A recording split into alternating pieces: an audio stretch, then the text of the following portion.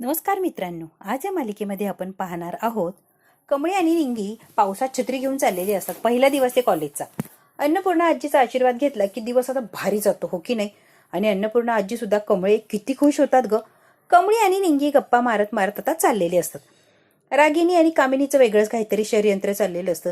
ती म्हातारी निघाली आहे, त्या म्हातारीला कसं अडवणार? आणि निंगी आतमध्ये येतात आणि अन्नपूर्णा आजी आतमधून आता बाहेर चाललेले असतात.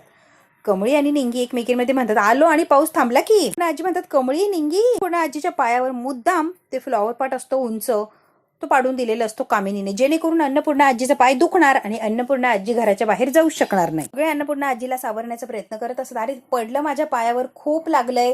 राजन अन्नपूर्णा आजीच्या पायाकडे बघत असतात, खूप घाबरलेले असतात. आई किती लागलं, किती लागलं. निंगी, कमळी, कामिनी, रागिनी. आता कामिनी आणि रागिनी तर नाटकं करत असतात, वहिनी लागलं का, वहिनी लागलं का. खरं तर कामिनीनेच ढकलून दिलेलं असतं ते. बिचाऱ्या अन्नपूर्णा आजीला इतका त्रास होत असतो, पण या दोघींना काय किंमत आहे. आताच येत असतं अन्नपूर्णा आजीला इतकं त्यांच्या पायाला लागलेलं असतं. ते खूप दुखतंय का? अन्नपूर्णा आजी म्हणतात, हो खूप दुखतंय. पाणी आणायला गेलेली असते. कमळी आता पायाला कुठे लागलं, काय लागलं ते बघत असते, कारण खूप दुखायला लागलेलं असतं.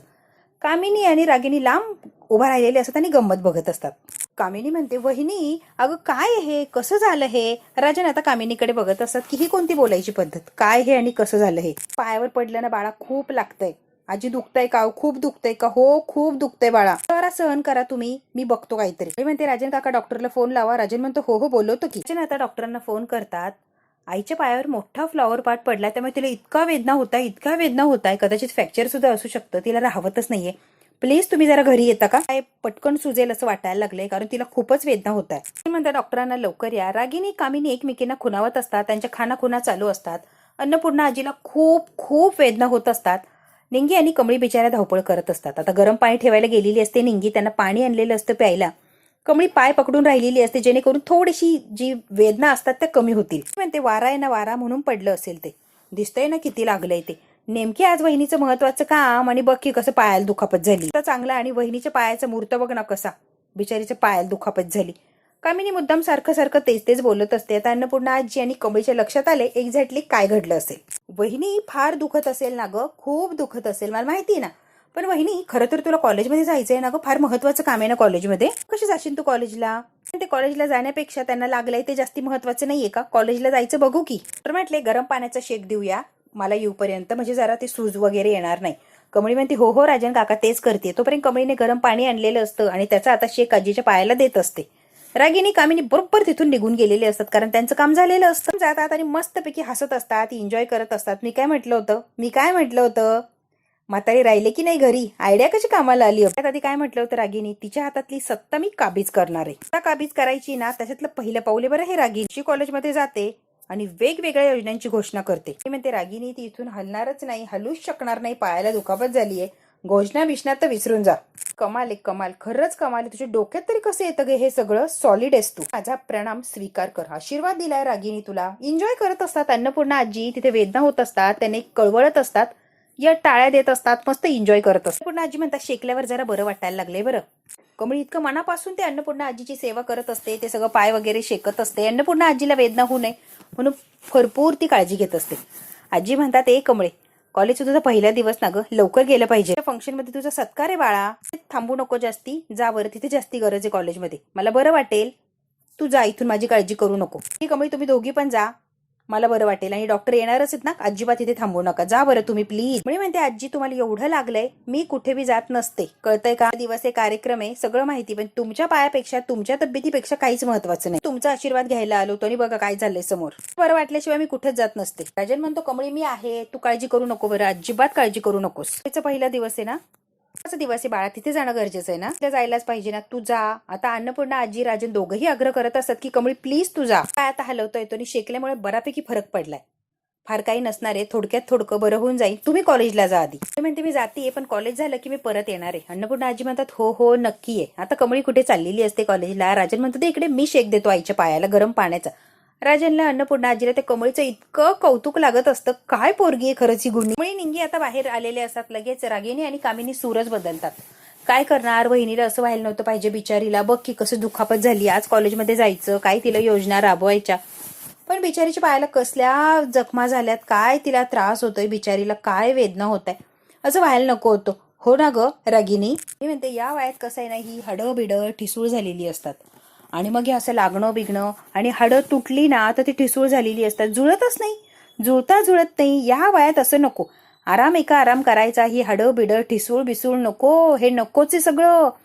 कमळी निंगी ऐकावी म्हणून मुद्दाम हे कामिनी बडबड करत असते. फार अन्नपूर्णा आजीची काळजी असं तरी दाखवत असते. ती तर काय बाई डोळ्यात पाणी आणत असते, जबरदस्तीने नाक ओढत असते, जणू काही रडतीच ती. एवढा त्रास होतोय मला, किती त्रास होतोय कसं सांगू तुला. नशीब वाचल्या त्या, काही झालं नाही का त्यांना कमी जास्त. मी आता पुढे आलेली असते आणि आल्यावर म्हणते, कडू आजी या हो जरा समोर या, तुमच्याशी जरा बोलायचंय. अहो या की समोर या. म्हणते मी, हो तुम्हाला खाणार थोडी आहे मी, मिनिटं बोलायचंय या की. आता रागिनी कामिनी दोघेही घाबरलेले असतात, कारण ही कमळी आहे आणि काहीही करू शकते. कशी ग तू, थोडी आहे मला खायला. आता कामिनी येते आणि कमळीच्या समोरून उभी राहते. अशी का बघती माझ्याकडे, अशी का बघती माझ्याकडे, असं का केलं तुम्ही ते विचारतीये मी. मी काय केलं, तुम्हाला काय वाटलं मांजर डोळे मिटून दूध पितीये म्हणजे कोणालाच काही कळत नाहीये. तुम्ही तो फ्लॉवर पॉट मुद्दाम अन्नपूर्णा आजीच्या पायावर ढकलला. मी स्वतः डोळ्याने बघितलं, स्वतः डोळ्याने बघितलेलं असतं की तो कामिनीनेच ढकलून दिलेलं असतो. काय बोलतीये तू, काय बोलतीये, पुरावा आहे का तुझ्याकडे. मी स्वतः लोटलंय. पुरावा, मी स्वतः पुरावा आहे म्हणून डायरेक्ट तुमच्याशी बोलतोय, तुमच्या तोंडावर तुमच्या समोर उभा राहून. तुम्हीच लोटलंय हे, मी स्वतः बघितलंय. अन्नपूर्णा आजीला मुद्दाम दुखापत व्हावी, त्या शाळेत कॉलेजमध्ये जाऊच नाही, आजचा इव्हेंट होऊच नाही, यासाठी सगळं केलंय कडू आजी. सगळं माहितीये, मी स्वतःच्या डोळ्याने बघितलंय. किती पण नाटकं करा, काही पण करा ओ, देवी आईला तरी घाबरा कामिनी आजी, आणि खोटं बोलूच नका. तुम्हीच पाडलंय, मी स्वतः बघितलंय. आता चाचरलेली असते, आता काय बोलावं आणि काय नाही कळत नाही. आता जबरदस्तीने उडवाउडीची उत्तर द्यायला सुरुवात कर ग, वाटतील ते बोलशील, कारण तू काय काहीही बोलू शकतेस ना. आणि घाबरलेली असते बरं. जे काय बोलशील त्यावर लोक विश्वास ठेवतील, शक्यच नाहीये. तर काय बोललो नाही ना, माहिती ना लोक विश्वास ठेवणार नाही. कळल्यावर काय वाटन, जरा तरी लाज वाटतीये का तुम्हाला. आजींना काय वाटणार, आपण एवढं जीव लावतो या लोकांना आणि 30 लोक माझ्या जीवावर उठली, हे कळाल्यावर काय होईल त्यांना, किती वेदना होतील. आणि हो, खरं म्हणजे कामिनी आजी, हे करून तुम्ही सहजासहजी सुटताल असं काही वाटून देऊ नका. इतकी कारस्थानं केली, अजूनही कारस्थानच करताय तुम्ही. त्यांनी करताना बघितलंय कारस्थान स्वतः करताय म्हणून, त्यामुळे आज मला बोलायला चान्स मिळालाय. या आधी कारस्थानं करायच्या आणि बरोबर बाजूला व्हायच्या की जणू काही केलंच नाहीये, बरोबर ना. आता मात्र माझ्या तावडीत अडकलाय, आता तुमची सुटका नाही. पण ते पहिली वेळे म्हणून सोडून देते, काहीच बोलले नाही. इथून पुढे माझ्या आजी आजोबाला जर त्रास द्यायचा विचार जरी केला ना, तर काय हालत करेन, विचार सुद्धा केला नसेल स्वप्नात, अशी हालत करून टाकेन मी. कोल्हापूरची आहे आणि कोल्हापूरची लोक कशी इंगा दाखवतात कळेलच. कसे आहे ना कोल्हापूरचे, माणूस जर मनात बसला तर डोक्यावर घेऊन मिरवतो आणि डोसक्यात जर बसला ना तर पायताना खाली घेऊन चिरडतो. आता तुम्हाला कुठं बसायचंय कामिनी आजी, तुम्ही विचार करा. डोसक्यावर बसायचंय का पायताना खाली चिरडायचंय. कामिनी आजी, विसरला मी या घरात कसं आलो होतो आणि कसं राहिलो होतो. निघा बाहेर निघा कामिनी आजी. कामिनीने तो प्रसंग आठवलेला असतो. कमळीने धक्के मारून कामिनीला बाहेर काढलेला असतो. तो प्रसंग आता कमळीला आठवत असतो. काढीन चाबूक, आणि चाबूक काढल्यावर मी काय करते हे तर माहितीच आहे. मला चाबूक काढायला भाग पाडू नका, त्यामुळे डोसक्यात जायचा प्रयत्न करायचा नाहीये, नीट आणि व्यवस्थित राहायचं. माझ्या आजोबा आजींच्या केसाला जरी धक्का लागला तर कोल्हापूरच्या पोरीची गाठ आहे, लक्षात ठेवायचं. अशी काय मिरचीचा भुकटा करीन ना की आयुष्यभर तोंडाची आग जाणार नाही. त्यामुळे कसं आहे ना आजी, माझ्यापासून आणि माझ्या आजोबा आजीपासून 4 हात लांब राहायचं. परत त्यांच्या नादाला जायचं नाही, त्यांच्या वाटेला सुद्धा उभं राहायचं नाही. आजी, चाबूक माझ्या हाताला जड नाही या. रागिनीत रडायलाच लागलेली असते आणि कामिनी चांगलीच चपापलेली असते. चाबूकचं काढला ना तर मी सगळ्यांना वठणीवर आणेन ना, आणि अजिबात जड नाही येतो माझ्यासाठी. कामिनी रागिनी दोघे सुद्धा आता चपापलेले असतात. आजी, तुम्हाला असं वाटलं असं ना, तर ही एकटी पडली आहे बिचारी, कोण नाही हिच्या मागे, आता ही कसं करणार, काय करणार, रडत बसणार, मुळमुळीत झाली असणार. असं काहीच नाहीये. आता अजून मजबूत झालीये मी, कारण आता मला गमवायला माझ्याकडे काहीच नाहीये, घाबरायला काही राहिलंच नाहीये. आता बिंदास झालीये मी. आता न कशाचं डर न कशाची काळजी. मी सडेतोड उत्तर देणार आणि जिथल्या तिथे प्रत्येकाला न्याय देणार. त्यामुळे कामिनी आजी, परत वाटायला जायचं नाही म्हणजे नाही. रागिनीची बोलतीच बंद केलेली असते. कमळीने सत्य काय ते दाखवलेलं असतं आणि कामिनीचा चेहरा पांढरा पडलेला असतो. असं काय तिला उत्तर दिलेलं असतं. अशी अद्दल घडवीन की तुम्ही स्वतःलाच विचारता की मी जन्माला का आलीये, जन्माला का आलो, स्वतःलाच दोष देताना इतकी वाईट अवस्था करेन मी. तेव्हा 1000 वेळेस विचार करायचा आणि मग वाटायला जायचं. कमळी काय काय बोललेली असते या कामिनी रागिनीला, काय काय बोललेली असते की बस. त्या माणसांना त्रास द्यायचा जर प्रयत्न केला तर फाडून ठेवीन, लक्षात ठेवायचा, फाडून ठेवीन, फाडून. तिने अशा चुटक्या वाजवलेल्या असतात की कामिनी आणि रागिनी अशा टणकन उडालेले असतात. ते राहत नाही म्हणजे मला काही कळणार नाही असं समजायचं नाही. तुमचे कारस्थानं, तुमचे कपटी डोकं कुठपर्यंत कशी चालतात सगळंच माहिती. कान, डोळं, मन सगळं इथंच आहे, फक्त शरीराने मी तिकडे चालली म्हणते. माझ्या कानावर एक जरी वाईट साईड गोष्ट आली तर मी चाबूक घेऊनच येणार, मोकळी येणारच नाही. ही कमळी चिडलेली असते, कमळीची तळ पायाच्या मस्तकात गेलेली असते. अन्नपूर्णा आजी इतक्या गोड असतात आणि त्यांना टॉर्चर करत असते ही कामिनी काहीही कारण नसताना. म्हणून आता कमळी सटकलेली असते आणि अशी काय यांना बोलत असते की बोलूनच गार केलेलं असतं. म्हणते परत काही कराच तुम्ही कारस्थान नाही, एकेकाची चांबडी सोलून ठेवली तर कमळी नाव सांगणार नाही. कमळी आता चाललेली असते आणि तिच्या मागून निंगी चाललेली असते. कामिनी रागिनीची बोलतीच बंद करून टाकलेली असते. कामिनी खरंच घाबरलेले असतात. कामिनी तर थरथर कापायला लागलेली असते. आता दुसरीकडे जॉब शोधत असतो. इंटरव्ह्यू वगैरे छान झालेला असतो त्याचा आणि ते सर असतात ते म्हणतात खूप छान इंटरव्ह्यू झाला आणि तुमच्यासारखा टॅलेंटेड कॅन्डिडेट पाहिजे होता. ऋषी म्हणतात thank you so much sir. Problem आहे, जॉईनिंग 3 महिन्यानंतर करू शकतो कारण प्रोजेक्ट 3 महिन्यानंतर सुरू होणार आहे. आता तुम्हाला जॉईनिंग नाही करून देऊ शकत आहे. कॅन्डिडेट शॉर्टलिस्ट करतोय आम्ही. ऋषी म्हणतो थँक्यू सो मच सर, पण कसं आहे ना, जॉब मिळणं फार नेसेसरी. काहीतरी करू शकतोय का प्लीज? अडचण समजू शकतो पण नाही ना, काहीच होऊ शकत नाही. रिक्वेस्ट करत असतो की प्लीज मला जॉब द्या. करायची तयारी पण आवडली, तुम्ही टॅलेंट आहात, पण कसं आहे ना, नंतर या आपण भेटूच्या परत. साठी ही जागा राखीव ठेवतो. Don't worry Rishi sir, don't worry. काहीच करू शकत नाही, फक्त 3 महिने प्लीज. थँक्यू. आता ऋषी चाललेलं असतं. आता कॉलेजला इकडे मुलं मुली आलेले असतात. ते गेट बंद असतं. गेट का बंद ठेवलंय म्हणून मुलं चर्चा करत असतात. अन्नपूर्णा मॅम येणार आहे ना म्हणून काहीतरी असेल आतमध्ये तयार. गेट बंद केलेलं असतं. छोट्या गेटने एंट्री केलेली असते. आता समोरून आलेली असते ती एक 4 व्हीलर येत असते. म्हणजे अनिकाची गाडी आली की डायरेक्ट कॉलेजच्या आतमध्ये एंट्री करत असते. आता आल्यावर गेटवरच गाडी थांबते. अनिका म्हणते काय झालंय, का गाडी बंद केली, आतमध्ये का नाही घातली? तो गाडी तिकडे पार्क करा, आत गाड्या जाणार नाही, आज गाड्या जाणं बंद आहे.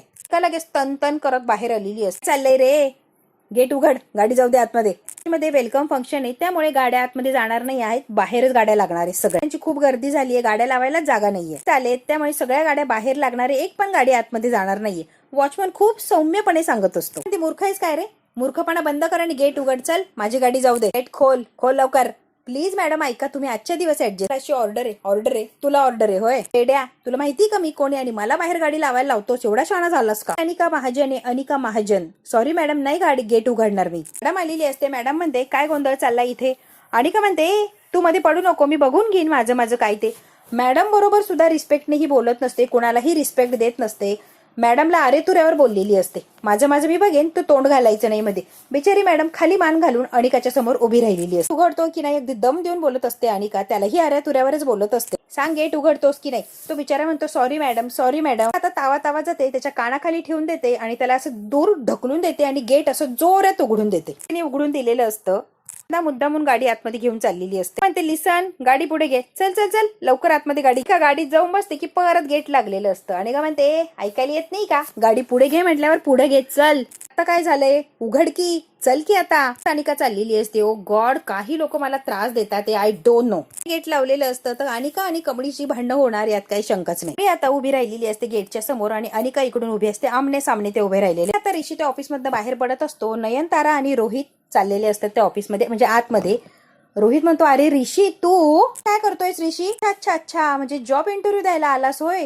रोहित मुद्दाम टोचून बोलत असतो नयनताराच्या समोर. का ऋषी, आपल्या हक्काचं घर, एस्टॅब्लिश बिझनेस सोडून आल्यावर काय अवस्था होते, एक्झॅक्टली तुझी जी अवस्था झाली आहे ना अशी अवस्था होते. आहे त्याला लात मारून आलं की अशीच फरफट होते. फक्त नयनताराकडे बघत थांबलेलं असतो. अक्षरशः नोकरीची भीक मागायची वेळ आली आहे तुझ्या. वाटतील ते बोलत सुटलेलं असतो. ऋषी ज्यांनी इंटरव्ह्यू घेतलेला असतो ते साहेब बाहेर आलेले असतात. नयनतारा मॅडम प्लीज या ना आतमध्ये.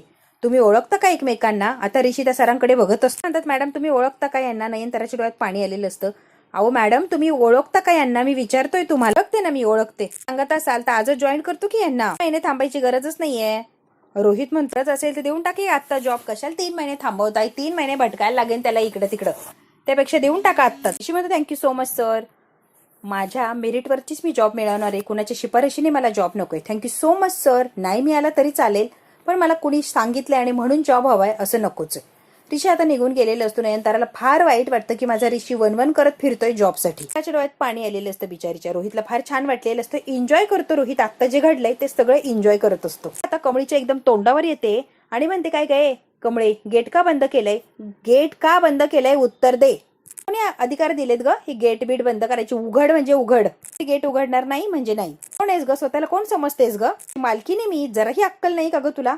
मालकी नसल्यासारखं वावरतेस इथे. उघडा पटकन गेट उघड, मला आतमध्ये जायचंय, मी भिजतीये पावसात. काय संबंध आहे ग? कोणी हक्क दिला त्यांचा अपमान करायचा? नाही का ग? मी अनिका महाजन आहे, अनिका महाजन. कॉलेज मी काहीही करू शकतो. उघड लवकर ना. मालकी नसशील पण मी सुद्धा या कॉलेजची विद्यार्थी. काम करणाऱ्या प्रत्येकाला मान देणं हे कर्तव्य आहे, कळलं? तू कुणाशीही असे वागू शकत नाहीये, हे आपलं कर्तव्य. लय बाता मारायचे नाही या, सगळ्यांच्या समोर माफी मागायची. काकाची सगळ्यांच्या समोर माफी मागायची, कळतंय का अनिका? आता हसायला लागलेली असते मी आणि या वॉचमनची माफी. चलफुट. येस का मी याची माफी मागू? आणि याची लायकी आहे का मी याची माफी मागायची? वेडी झालीस की डोक्यावर पडलीस गे? कमल आलेले असत. अरे चाललंय काय, चाललंय काय? फंक्शन चालू होईल, एवढे मोठे मोठे गेस्ट आले, तुमचं काय चाललंय? चला पटापट पटापट आतमध्ये चल. सर, अनिकानं वॉचमन काकांचा अपमान केलाय म्हणून मी तिला माफी मागायला लावतीये. ती काय माफी मागत नाहीये. ही वेळ एका वाद घालण्याची. आलेत पाहुणे मंडळी, आता आपण पटकन जाऊया आणि कार्यक्रम सुरू करूया. चल बरं आतमध्ये. आतमध्ये कार्यक्रम सुरू होतोय, सत्कार करणार आहोत, त्यासाठी थांबलोय. चल आतमध्ये. माफी मागत नाहीये मी, काय सत्काराला येऊ? हिने आधी माफी मागायला पाहिजे. ए गावछाप, मी कोणाची माफी बिफी मागत नसत्या, उगाच काही सांगू नको. आणि मी तुझं तर अजिबात ऐकणार नाही. तर तू माफी मागत नाही तोपर्यंत तू हलायचं नाही आणि मी सुद्धा हलणार नाही. वॉचमनची माफी माग आणि एका मिनिटात इथून हल. ते गप काकांची माफी माग. त्यांची ड्युटी करता येते, त्यांना मारायची किंवा त्यांचा अपमान करायची काहीच गरज नव्हती. सर म्हणतात अनिका माफी माग. अनिका म्हणते सर कुणाची माफी बिफी मागत नसते मी, मालकीन कॉलेजची. मी आत्ताच लावणारे, कोण काय करतं मी बघतेच. जाते आणि परत गेट उघडून देते. आता कमळी बघत असते हा तमाशा. गेट उघडून दिलेलं असतं. कमळी आणि निंगी त्या गेटच्या समोर जाऊन उभे राहतात. गाडी चालू करतो ड्रायव्हर आणि बरोबर कमळीच्या समोर येऊन गाडी थांबते. गाडी काय पुढे जात नाही. कमळी म्हणते मी इथून हटत नसते, कुठून गाडी घालायची तिकडून गाडी उभी राहिली म्हणून अजून कॉलेजची मुलं मुली येऊन उभे राहिलेले असतात. सगळ्यांनी गेट बंद केलेलं असतं, कारण अनिका जे लाडात येत असते तिचं लाडात येणं बंद करायचं असतं. वॉचमनचा अपमान केलाय, तिला माफी मागायलाच लागणार. सर आता घाबरलेले असतात. अनिका हट्ट करू नको, चूक ते चूक, उठायचं आणि माफी मागायची. कारण लगेच कामिनीला फोन लावलेला असतो. आणि आजी कॉलेजला आली आणि ही गावछाप म्हणते वॉचमनची माफी माग. वॉचमनची माफी मागायची मी. सर उद्या म्हणताय की माफी माग, उगाच वाद वाढवू नकोस. आता कॉल कर आणि यांना सांग साईड घ्यायला लावा आत्ताच्या आत्ता. ते प्रत्येक वेळेला आपण जिंकू असं नसतं ना बाळा, कधी कधी माघार पण घ्यायची. पाऊल मागायला तर चालतं बाळा, घ्यायला लावती एखादं पाऊल. आजी तू हो बाळा हो म्हणते ना, तसं कर, उगाच वाद वाढवू नको. माफी माग, किती सिंपल आहे, माग की. वॉचमनची माफी मागायला लावतीये, तुला कळतंय का ग्रॅनी आजी? Fine stupid. खाली उतरते, कुठे येते? ए सॉरी चल. ते शानी बन आणि नीट बोल, अशी माझत माफी नको मागू. पण काका आय एम सॉरी. ओके. अख्ख्या कॉलेजने बघितलेलं असतं की अनिकाची जिरवलेली असते आणि तिला माफी मागायलाच लावलेली असते. कमळी टाळ्या वाजवतात. इतका राग आलेला असतो, इतका राग की कमळी टमळीने एका साध्या वॉचमनची माफी मागायला लावली. अनिका इतकी माझामध्ये असते की ती अजिबात कमी पायना घ्यायला तयार नसते. पण अनिका किती काही असू दे, कमळी तिला बरोबर वटणीवर आणत असते. बघू आता अजून काय काय चुका करणार आणि कमळी कशी तिची चुका तिला दाखवून माफी मागायला लावते, प्रत्येक वेळेला झुकायला लावते. ही गंमत जम्मत जर बघायची असेल तर बघायला लागणार आपल्याला पुढचा भाग. व्हिडिओ आवडल्यास लाईक शेअर सबस्क्राईब नक्की करा. धन्यवाद मित्रांनो.